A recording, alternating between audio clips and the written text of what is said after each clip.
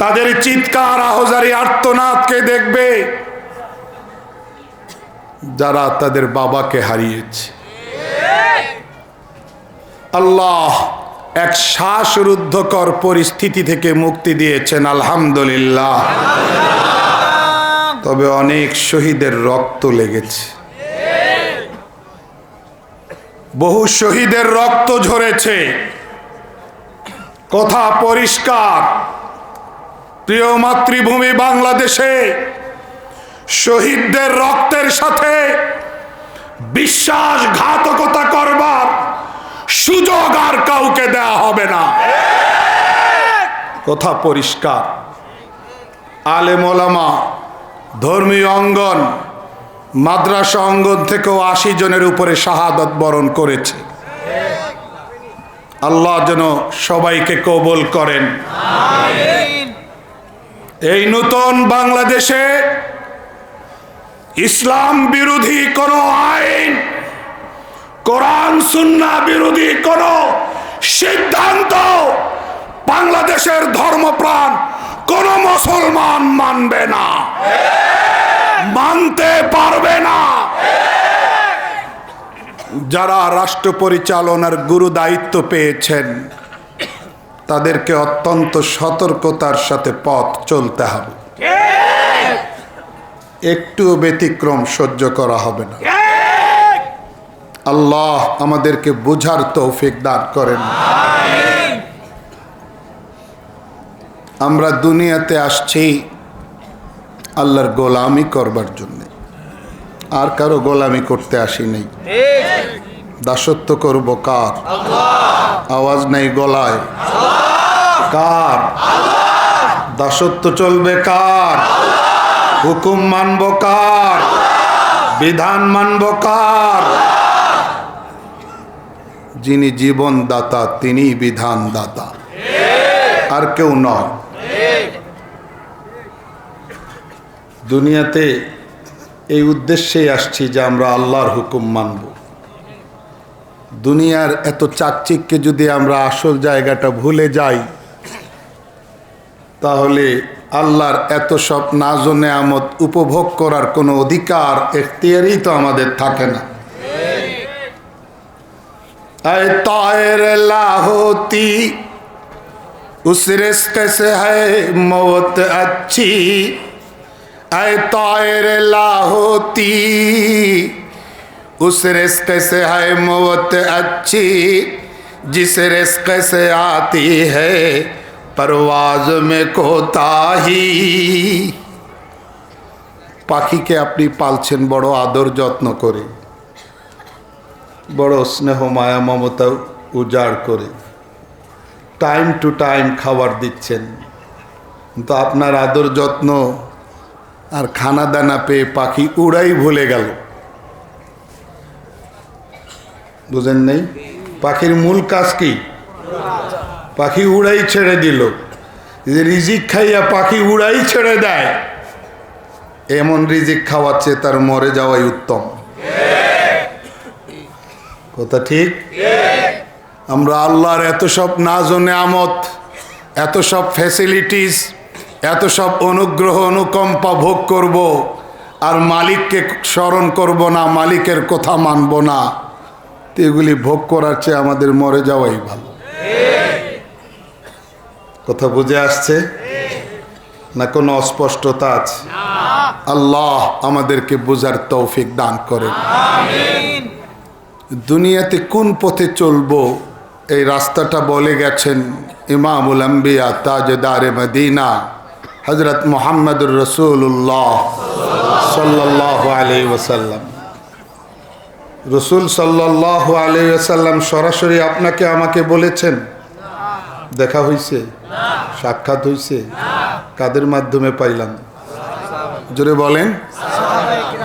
তাহলে সাহাবা একরামকে ভায়োলেট করে, সাহাবা একরামকে মাইনাস করে, সাহাবা একরামের কথা, বক্তব্য, পরামর্শ, নির্দেশনাকে অ্যাভয়েড করে পেছনে ফেলে দিয়ে সরাসরি আল্লাহর রসুলকে মান্য করার কোনো সুযোগ আছে? পাইলাম যাদের মাধ্যমে, তাদেরকে মাইনাস করার কোনো ওয়ে আছে? জবাব পরিষ্কার আছে? সবাইকে কথা বলতে হবে, আছে? এই জন্য কোরআনে কারিম থেকে একখানি আয়াতে কারিমা তেলাওয়াত করেছি, ওয়ামাই ইউশাকিকির রাসূলা আই ওয়ামাই ইউখালিফির রাসূলা মিন বা'দি মা তাবায়্যানা লাহুল হুদা ওয়া ইয়াত্তাবি' গায়রা সাবিলিল মুমিনিনা নুওয়াল্লিহি মা তাওয়াল্লা ওয়া নুসলিহি জাহান্নাম ওয়া সাআত মাসীরা। সূরা ইউনূস। আল্লাহ বলেন, যে ব্যক্তি রাসূলুল্লাহ সাল্লাল্লাহু আলাইহি ওয়াসাল্লামের বিরোধিতা করবে, ইউশাকিক আই ইউখালিফ, যে ব্যক্তি হযরত মুহাম্মদুর রাসূলুল্লাহ সাল্লাল্লাহু আলাইহি ওয়াসাল্লামের বিরোধিতা করবে, অপরাধ নাম্বার 1, পানিশমেন্ট, শাস্তি পরে আসছে। প্রথম অপরাধ বলেন, কোরআনের এই আয়াতের তরজমাও আপনাদেরকে বুঝে যেতে হবে। অপরাধের শাস্তি সামনে, দুইটা অপরাধ। প্রথম অপরাধ মাইয়ুশাকিকির রাসূল, যে হযরত মুহাম্মদুর রাসূলুল্লাহ সাল্লাল্লাহু আলাইহি ওয়াসাল্লামের বিরোধিতা করবে, এক অপরাধ। দ্বিতীয় অপরাধ ওয়া ইয়াত্তাবি' গায়রা সাবিলিল মুমিনিন, যে মুমিনদের রাস্তার উল্টাটা গ্রহণ করবে, মুমিনদের কর্মপন্থার বিরোধিতা করবে। এই মুমিন কারা? যখন কোরআন নাজিল হয় তখন আমরা আপনারা ছিলাম? বলেন, বর্তমান আলেমদের কেউ ছিলেন? 100 বছর আগের কেউ ছিলেন? 200 বছর আগের কেউ ছিলেন? আওয়াজ দেন না কেন? তাহলে এই মুমিন কারা? সাহাবায়ে কেরাম। একবারে স্পষ্ট ব্যাখ্যা, তাফসীরের ব্যাখ্যা, ওয়া ইযা কিলা লাহুম আমিনু কামা আমানান নাস।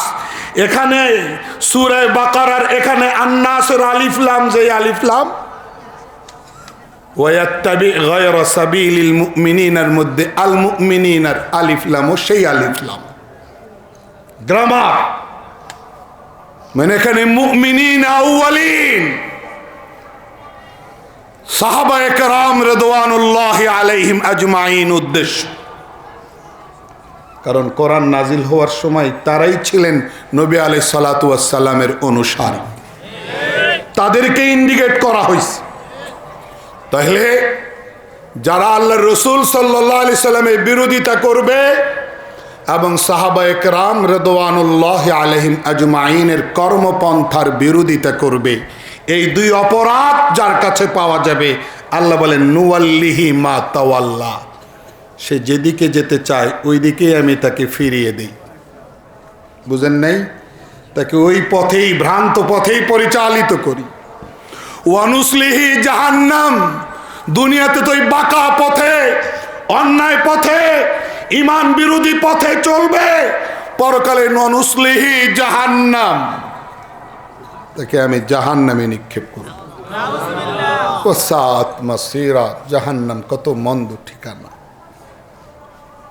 তাহলে জাহান্নামে আল্লাহ নিক্ষেপ করবেন। অপরাধ কয়টা?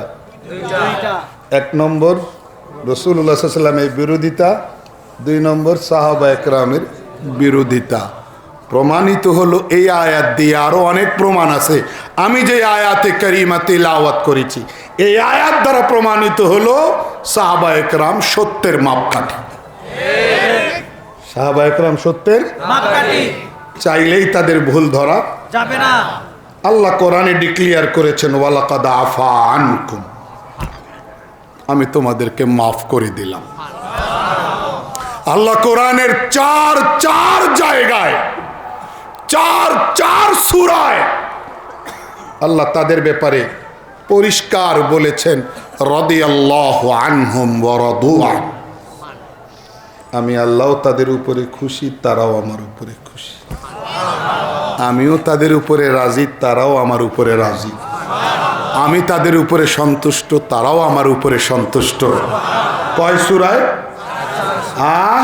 চার সূরায় বলেন সূরা মায়েদা, সূরা মায়েদা, সূরা তওবা, সূরা তাওবা, সূরা মুজাদালা, সূরা মুজাহিদা, সূরা বাইয়িনা, সূরা বাইয়িনা। 4 জায়গায় তাদের ইমানি সকল গুণাবলী ছিল, কিন্তু এই 4 জায়গায় বিশেষ 4টা ইমানি কোয়ালিটির উপরে ডিপেন্ড করে আল্লাহ বলেছেন রাদিয়াল্লাহু আনহু ওয়া রাদু আনহু, আমি তাদের উপরে রাজি, তারাও আমার উপরে রাজি।